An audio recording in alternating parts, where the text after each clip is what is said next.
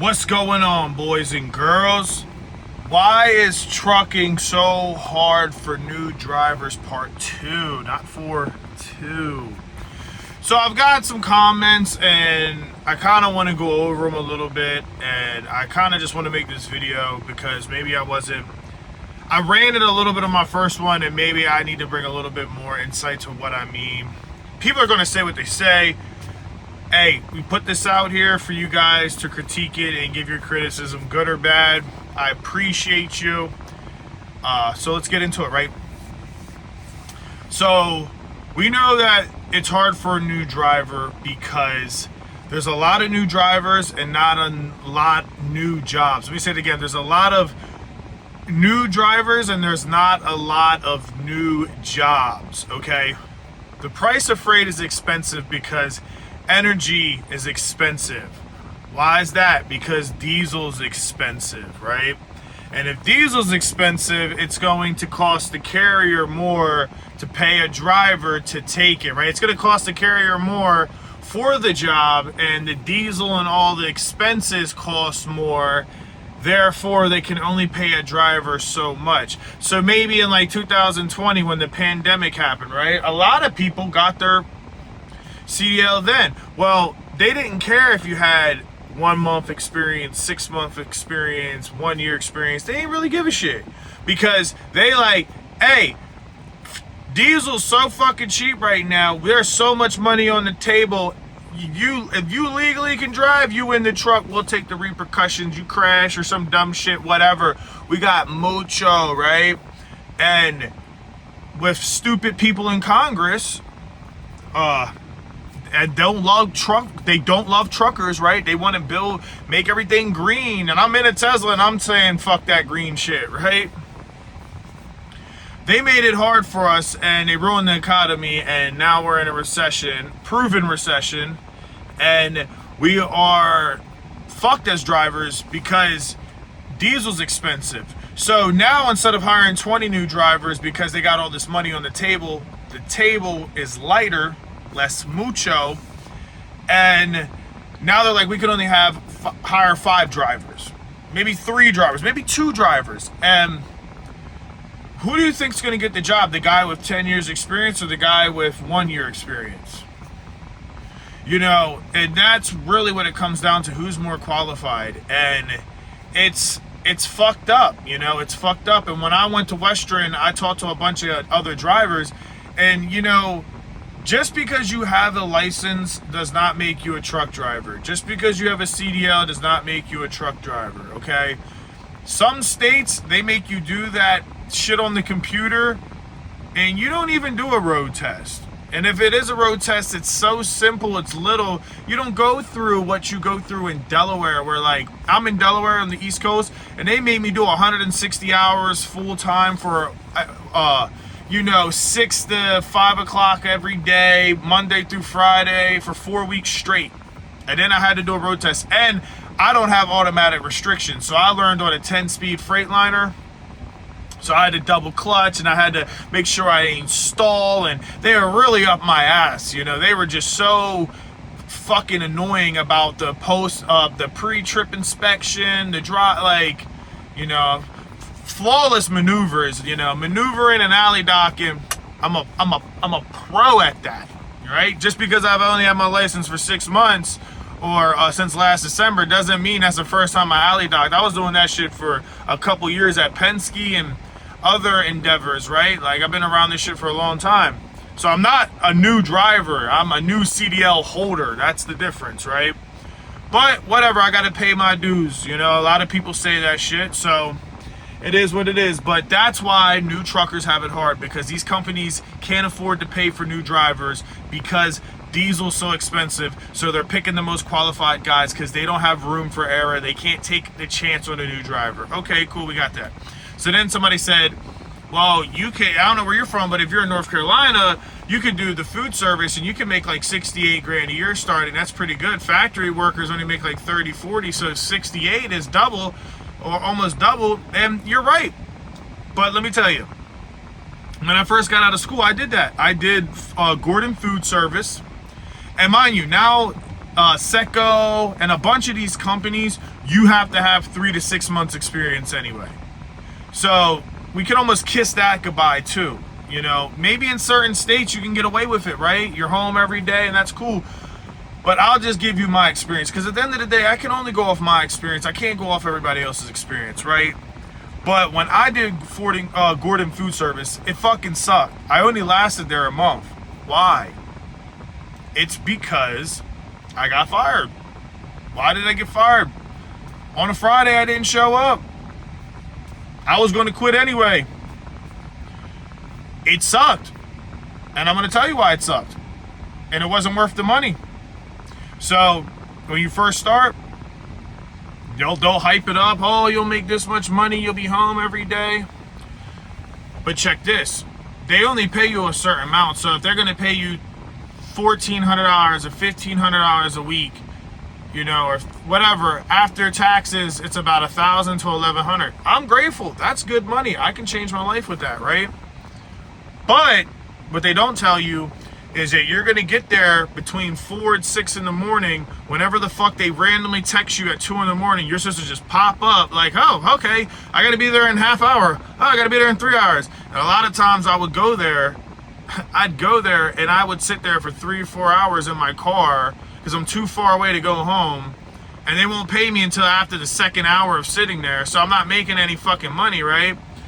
And then I'll get my truck and I'm still training, so at least I have somebody, right? And even with somebody, this job was so fucking hard, right? They would have a truck with 700, 800 pieces, 1,000 pieces, dry, grocery, freezer. And you would have to hand truck everything. Now, mind you, I was 265 pounds. I am 6'5". I am not a short fucking guy, right? And the way Gordon Food Service gets more customers is they'll deliver in whatever it takes, right? Like you call them like the soldiers of the food service.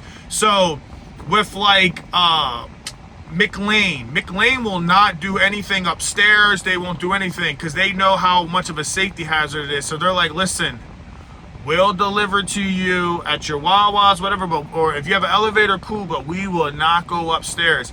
No, not Gordon Food Service. So I was delivering to bodegas, fucking Two Stone pubs, all these places, right? And they would have these little alleys, like little basement doors, and I would have to take 300 pieces down on a fucking hand truck, right? And it would damn near throw my fucking back out. And then the people who load it up at the warehouses, they don't get paid shit, so they fucking suck too. And they're firing people every week and hiring new every week. That these people aren't really good at their job.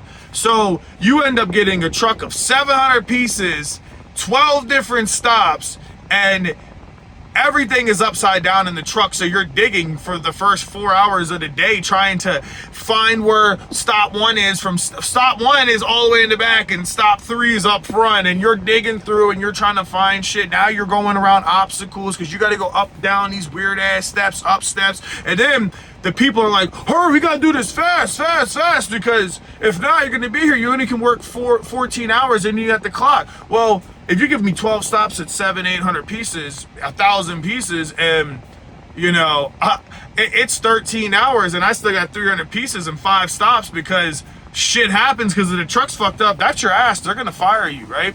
So I was doing the work and I kept a peaceful mind. I'm like, oh, I can do it. But it was one of those jobs that was so fucking hard. And then eventually you get decent at it. You're like, you know what? I can make this happen. The problem really came down to thinking to myself, yo, I'm gonna have to do this by myself. McLane, they gave you an extra person or less of a routes, less pieces, and they have it organized perfect. So you have it organized perfect, less routes, or you get a helper. They never do, and they only let you work 4 days a week because they know how laboring it is. These motherfuckers, when you work 6 days a week, and you can do it by yourself, right? So not only are you driving the truck everywhere and having to be precautious of making sure you're driving safe and you're you're not getting points on your license and you're doing everything right. Now you gotta rush. What's the worst thing a trucker can do? Rush. Rush to go somewhere. Rush to get something dropped off. That's when you run into problems. And they quick to take your license nowadays, right? So, god damn, she got a fatty. So you're forced to rush. And what I was finding is I was doing a lot of dumb shit, going down the wrong street. Oh, this no more than 4-axle street, because I'm so tired. I'm trying to get there. Sometimes in the morning, I'm like almost falling asleep. I'm like drinking mad coffee, the windows down. Why? Because if I'm doing 14 hours a day, I have to get up an hour before work so I can make some fucking food, right? Have clothes, shower, right? So 15 hours of my day is gone, then 30 minutes there, 30 minutes back, like 16 hours. Mind you, I'm a gym head. I want to compete one day, right? I like bodybuilding. This is what I love. This is my passion, right? So I'm like, well, I got to go to the gym. So now I'm having a shitty workout, but we'll say an hour at the gym. That's what we say 15, that's 16 hours right there, 16, 17 hours right there, because you're commuting there and back. So we'll just say 17. You got 18, 19, 20, 21, 22, 23, 24, 7 hours. 7 hours. That don't mean that you get ready for the next day. You fucking kiss your girl. Maybe you try to get some butt. You walk your dogs. You have children. So I don't know. Maybe you guys are robots. You know, maybe you guys you don't need sleep, and you don't need water, and you don't need food, and you don't need to exercise. You don't need good food. You know, you don't need a girlfriend or animals or children. You just, you know, but for me personally, that shit matters to me. I'm a fucking human. I'm a real person, right? So I think the food service for a new driver fucking sucks. You're gonna get overworked. The $1,000 wasn't even that good, because when I worked at Penske, I was making $24 an hour, and it was like almost $800 a week. I could have just DoorDashed an extra 8 hours a week, worked less than Gordon, and didn't have to break my back so much to make the same money. So I'm just saying, if you like that kind of shit, cool, I'm not knocking it. I'm just saying, for most people, most truck drivers get in this industry, the first thing you're gonna hear is never get a job. And this is what an old head told me. I was driving for 30 years. He said, Preston, you never, as a trucker, agree to work a job where you touch freight. Drag and drop, that's it. You want to do flatbed, okay, but I wouldn't even do that, because being a safe driver who's doing the right thing, who's making sure the people around him are safe, you know, your grandchildren who are next to you, right? The people around you are safe. You're not going to hurt anybody. You're not going to lose your fucking license. Requires a lot of patience and a lot of, you got to be awake, and you got to be aware of your surroundings. And when you're rushing and you're doing all that shit and you're sleep deprived, you're fucking... you're eating shitty food because you don't have time to prep anything, and everything's just truck spots, and you know, all this shit's going on with the boxes are everywhere, and you got 12 stops and you only got so much time. It's not worth it, okay? $4,000 a month after taxes is not enough for me to live like that when I was making $3,200 and only having to work 5 in the morning and being off at 1:30.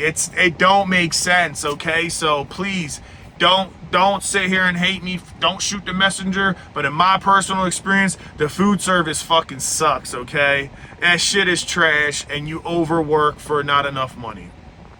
You want to sell your soul for money, cool. You run off no water, and you run off oil and electricity, cool. I don't.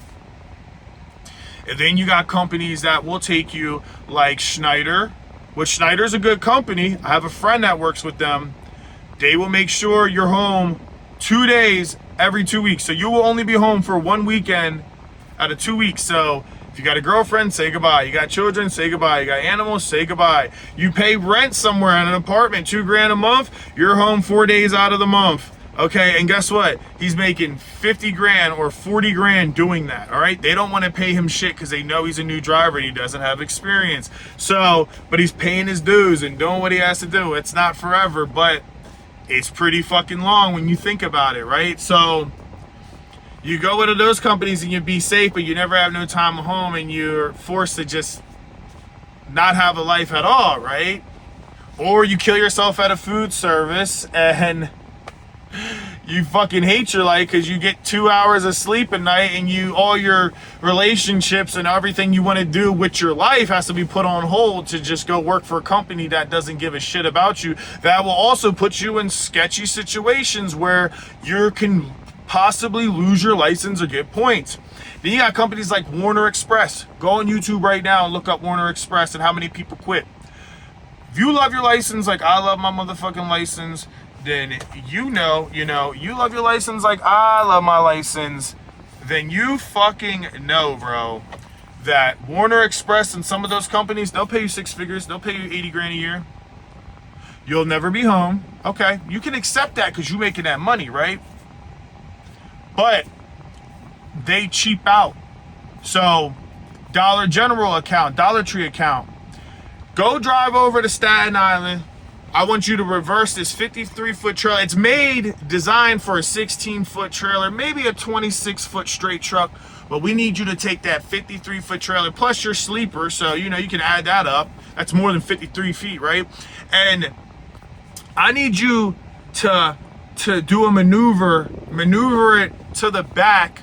They don't have a dock. There's no alley dock by a door. And I need you to unload by hand all 700 of those pieces. And they need to all be scanned. And you got to go to the Dollar Tree employee and have them help you with that manager or that associate. And let me tell you, if you've ever been to a Dollar Tree, they not too nice. They don't make good money. So guess what? They look at you like you making all the money. You can do it yourself. So you unloading that whole truck by yourself and scanning everything damn near by yourself, busting your ass. And guess what? So many drivers get out of school, and I feel bad for them. They lose their license in the first month or two because they don't have that much experience, and this company's like, hey, come drive for us. We'll give you this, we'll give you that, we'll help you out, we'll hook you up, we'll pay for tuition. You get with the company, and after your third week, they put you in a situation where you're not comfortable, and you're like, man, I don't feel comfortable with this, like the reverse in. And what'll happen is you'll reverse in and hit something, and that'll go on your license, or you'll fuck up. Maybe you don't run anybody over, okay, but you'll reverse into a pole or a door or something because it's not designed for that big of a truck. And then what people say is you call your dispatcher, hey man, I'm not doing this shit. This shit is sketchy. I don't give a fuck. I'm dropping the truck off. Well, guess what? That's all through Clearhouse. You know what that means? It has a DAC report. They could put on your shit abandoned truck or something and ruin your DAC report. And guess what? Now nobody will hire you for 5 years, and you got to dispute it and get a lawyer.